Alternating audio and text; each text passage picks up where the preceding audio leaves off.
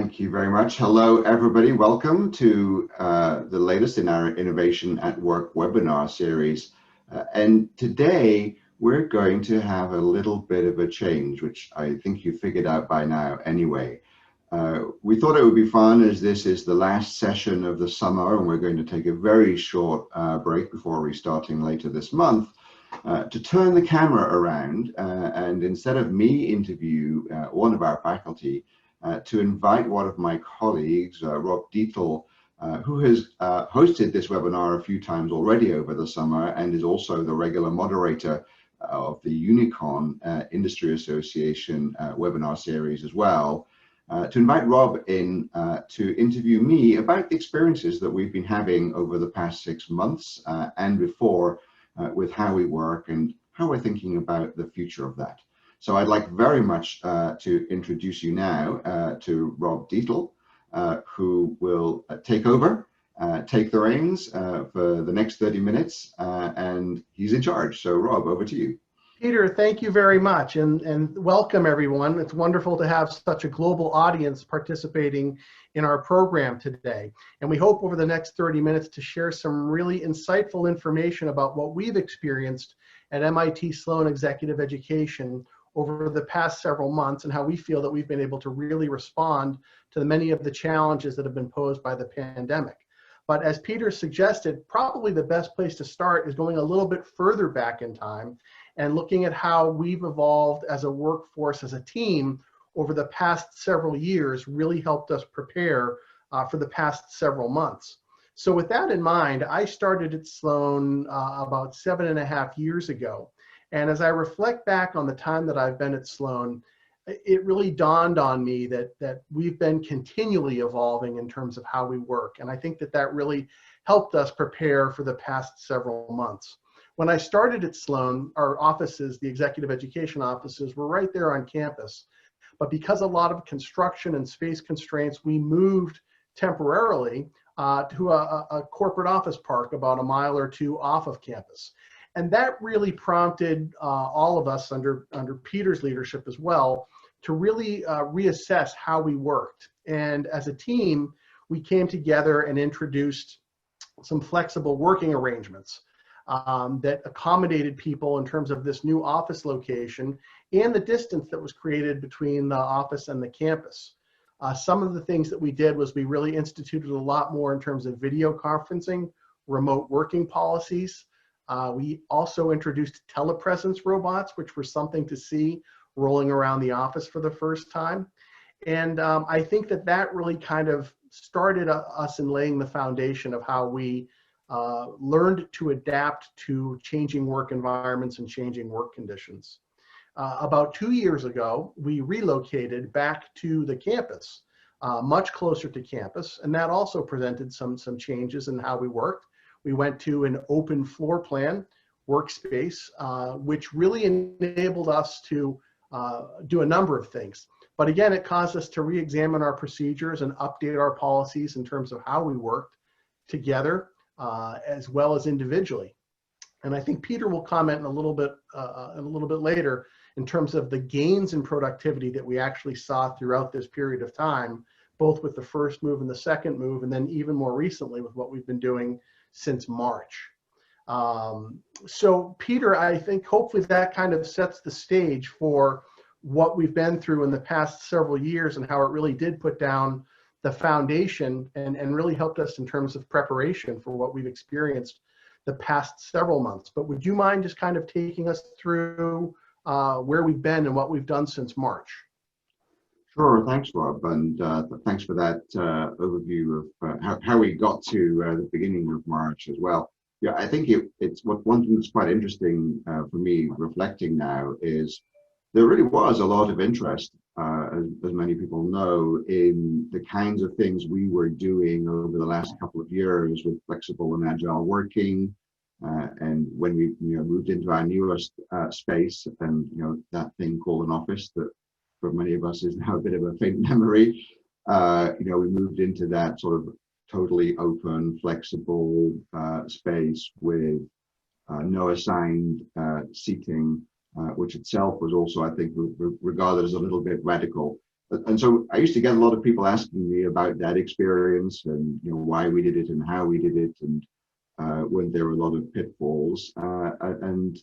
What's now happened, as you said, is that the experience that I think the whole team really was able to build about how to collaborate effectively when we're not always all together really came into its own in March, when very quickly, which I think is true for many organizations around that timescale, sometime in March and April, either because of government mandate or in our case, MIT acted ahead of the government in terms of making this decision.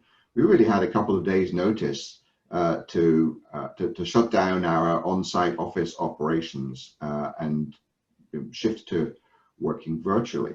Now, our first reaction, like everyone's there, was when they went through this, was what on earth does this mean for our business? What are we even going to do? By that time, about a quarter of our executive education programs were fully digital, fully online. So that at least was something. But by the same token, that meant 3/4 of all of the executive education delivery we were doing was in person, and the majority of that was actually on campus. And so with the campus shutting down, we really couldn't continue the business in that way. So we quickly as a team, though, realized that not only did we have already these digital programs, but we had a very engaged group of customers on the custom side, but even more so participants who are really attending a lot of our open enrollment programs, who still had a need, more than ever had a need to learn, had the desire to do so. And many, of course, had signed up for programs that were going to be running in the next few weeks as well. So we went on this journey from that point of starting to say, well, let's at least make sure that we can what can we deliver for those people that have signed up for programs already in the coming weeks, so that we don't just have to cancel everything. And how do we do that? And we were able to draw on a lot of our experience of how we work ourselves, the way that we use video conferencing platforms and other collaboration tools to get our own work done that we had been developing over really a couple of years or 2 or 3 years, and combine that with our experience in designing digital learning for the fully digital programs that we now had a big portfolio of, and very quickly create some offerings that were essentially the same programs that we would have been running in the next few weeks. So our starting point really was what's feasible, what's viable, classic innovation thinking, if you like, and worked with our faculty and the exec ed staff really just tremendously quickly put together live online, as we now are used to calling it, versions of a number of those courses. So we ran a proportion, but certainly not all of the programs that we had on the schedule, and so it was an experiment in some ways as well. That went so well, the experience of the faculty, the experience of the participants, and our own experience in doing that, that the next step for us was not just to say, well, we sort of survived that transition, but now we're doing nothing. It was the realization that there was a lot more that we could do.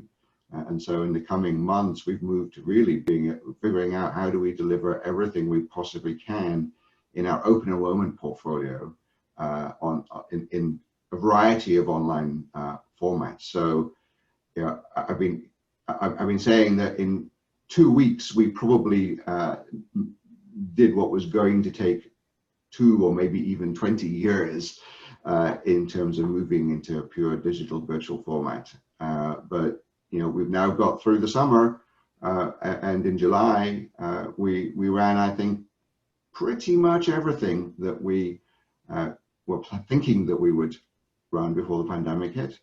And I think it's been very successful, and we're cautious about how the rest of the year and maybe even next year is going to play out. And so I think this is something we're going to continue to do. Thank you, Peter. And I think it's important to just recognize that having the infrastructure in place for people to be working remotely was very important, but there was still kind of a response element where we needed to move very quickly to react to the changing situations, both here in Massachusetts, but throughout the world, in fact. But it also probably helped that it wasn't our first time. And I think you'll recall initially when we made a foray into avatars and online learning, there was another crisis that we were responding to. And in your mind, how did that help, having to deal with, you might want to elaborate on that a little bit, but how did that experience initially at a much smaller scale help us prepare for a much bigger transition? Sure. Well, you know, of course, there's that old saying that necessity is the mother of invention, and in some ways, you know, I would say, you know, this is a situation where we felt like we had no choice. You know, we had to innovate, we had to do something. We can talk in a minute perhaps about the how we did something, but the what, we knew we had to do something. And it was a similar logic to, I think you're referring back to when Hurricane Sandy was bearing down on us, and we had about 50 people here in person, but another 50 people who couldn't get here, and we figured out how to run a virtual hybrid program. Even then, you know, that must be nearly 10 years ago, or thereabouts now. And that was a single program. But again, yes, that was done with, I think, 2 or 3 days notice when we realized that the hurricane was coming. So we know we can do that. We can do these things. Of course, you know, we're in Boston. Some of you who are listening are in Boston as well. You know what the weather can be like here. So in some winters, we have to be agile and pivot in these kinds of ways as well. But there is a difference between these, you know, kind of one-off. There's a particular program that just gets hit with unfortunate timing, with some kind of issue to react to and adapt, and one's whole business. I mean, I think this was very very different, and I think the agility and adaptability of the exec ed team and of the faculty, but also of our participants, was really a big contributor to that. Now, I think a lot of my peers in other schools might think that we're kind of lucky that we're at MIT, so people expect us to be innovating and expect us to be pushing boundaries, and I'm sure that's true, but by the same token, they expect us to be very good at it. And so, you know, that's often a challenge to trying some of these more radical innovations. But I think in this situation, what we saw was a couple of things. One, actually, and I think a lot of businesses have seen this as well, a significant amount of kind of understanding and forgiveness, and even, you know, respect and gratitude for the fact that, you know, the things that we're doing to try to keep a show on the road, as it were. You know, I think people have really been appreciative of that, and that means that perhaps if there have been things that we've really been having to work out as we go along and fix, or there have been some occasionally slight technical issues, then I think people are very understanding about that. And of course, we're not the only ones experiencing that. I think it's also the case that people who are attracted to come to programs here at Sloan often have a very positive attitude towards innovation and experimentation themselves as well. So I, you know, I'm sure that many of the people who have and are continuing to sign up for these programs in these sort of new formats, you know, are themselves very active participants in our innovation process. They're our lead users. They're helping us in many ways. They're giving us real-time feedback about what's working well, what's not working so well. They're certainly encouraging us to keep at it and even to expand the number of offerings and what we're doing. So, you know, I think we have to always, of course, respect and be grateful for our customers. But in this case, they've been true stakeholders in this process with us. Peter, I agree. I think the scope of this and the impact is so much bigger than anything we've seen in the past. And one thing that I'm sure you've considered is how it impacts employees and team members. Prior to March, we were a very collegiate group, a very social group, having different functions. Even when we were working remotely, we'd put provisions in place to make sure that the team gathered, and whether it was doing a volunteer day or activities in the office or certain times for us all to come together. That was an important part of how we operated and really kind of reinforced our sense of teamwork. How has that changed in March, and what types of things have you and the team done to try and maintain that camaraderie across the team? Yes, you're right. It really was a big change, and we should be careful not to underestimate what the magnitude of that was. Our work and organizational model before March was, as you said, very much based on the fact that we're still all human beings, and we had this hybrid model, if you like, where we still did many things in person, but we also were configured to be able to do many things remotely. And to optimize, in a sense, between those two things, and for everyone to be flexible between those two models. And then when we move to everything is 100% remote, that really exposes, we might have had some theories about what are the things that we really want to be in person for versus remote, but I think this has really tested that, almost to the limit. There are certain kind of work processes that in a highly collaborative, innovative organization that go on that I still think about when I'm imagining a meeting. I can't help but imagine that we're sometimes in a room together with post-it notes and whiteboards and all the things that we use for brainstorming and for strategic planning, or for mapping out complex processes and all those things. And of course, we can't do that anymore. And so one of the things has been certainly, it is just much more challenging. We have to be much more careful how we run those kinds of processes in meetings when everyone's 100% remote. It certainly is possible, and I think we're succeeding at it. And I think one of the reasons, it sounds like we're saying the same thing over and over again, that we were able to do it is that we had a lot of people who already had, if you like, been rehearsing and practicing sort of these ways of running meetings, and so we're not all getting used to the technology or to sort of making the technology work.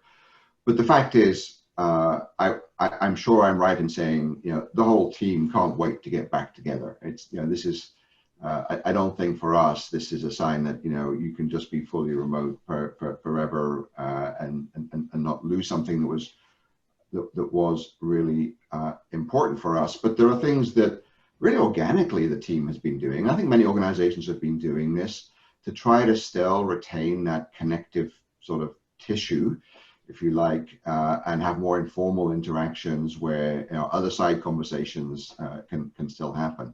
I mean, that's everything from, and by the way, many of the team members have been sort of revealing various sort of hidden skills and talents that they have, whether it's people giving us cocktail classes or doing great children's book readings or such like. But there is another thing here as well, which I think is really important to hold on to. As much as I'm kind of I'm definitely a convert to flexible working in the hybrid model and to really maximizing the amount that we use that. There is, I think, a lot of people. The current situation is their first experience of really doing this extensively. And for a lot of us, there are new challenges. I mean, the fact that our families are trying to use the bandwidth at the same time as we are, and no matter how much we increase our connection speeds and so forth, apparently all our neighbors are doing that too. And so we have those challenges. Certainly there may be sort of noise and disturbance and other things that used to be kind of just a problem, and I think we've really kind of just accepted that's now a reality of how we're all working, and is going to continue to be for many of us for probably many months. So I think one of the things that the team has done, which is great to see, is combine still being very high performance and being very focused on really delivering exceptional work, but doing that in a way which also understands and reflects that everyone's human.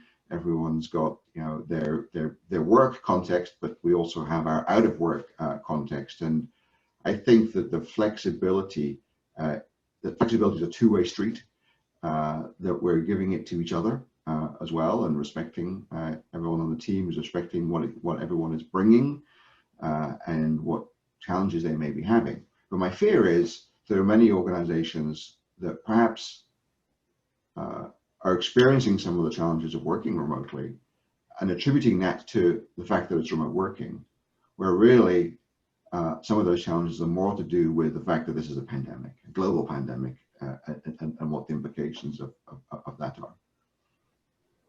And is this something our group has been, I think, as you've alluded, very successful at making this transition? how much or what to what extent is the size of an organization, do you think, important in this? We're a relatively small team, around 40 employees or so in the executive education department. Is this something that you see that scales to larger organizations, or is it exponentially more difficult to do this the larger an organization gets? I believe it can scale, and I think there are plenty of examples where that you could look at where that has been done successfully. But one thought I would offer about that is that every organization, these days is not a monolithic kind of entity. They really are made up of business units and teams and so forth. And there's certainly a challenge, I think, in an organization if one business unit or one team really has a very different approach, which others kind of look at rather enviously, and is that creating feelings or even actual inequity from the point of view of the larger organization. But in terms of the implementation, I think the implementation, first of all, works very well. Obviously, as you said, at the size of the team that we are, 40 to 50 people, we were able to have a very engaging and interactive kind of process to figure out how to do what our rules would be. And that would be one of my key pieces of advice to folks, by the way, which is really write down as a team or even as a whole organization, what are your sort of rules of the road, operating principles for how are you going to work in this way. I mean, you just don't expect that people are going to understand or figure it out for themselves. I think we need to talk to each other and figure out what are our practices, what are our expectations, and how does that work. And we've certainly done that within our team of 50, but our team of 50 interacts a great deal with a team of hundreds at the Sloan School and a team of thousands at MIT. And they all do have different approaches. They're not doing it as radically as we are, but I think it still can work. In fact, I'd go so far as to say that where I've seen groups or larger organizations really try to do the kinds of things that we've been doing and not succeed, usually I think the challenge that they've had is either that they've tried to impose something in a very top-down way, and oftentimes that can feel very threatening to everybody. It feels threatening to managers because you're really changing how managers manage when you move to this way of working. We really have to move away from command and control to a much more sort of coaching-based, objective-setting-based kind of way of managing.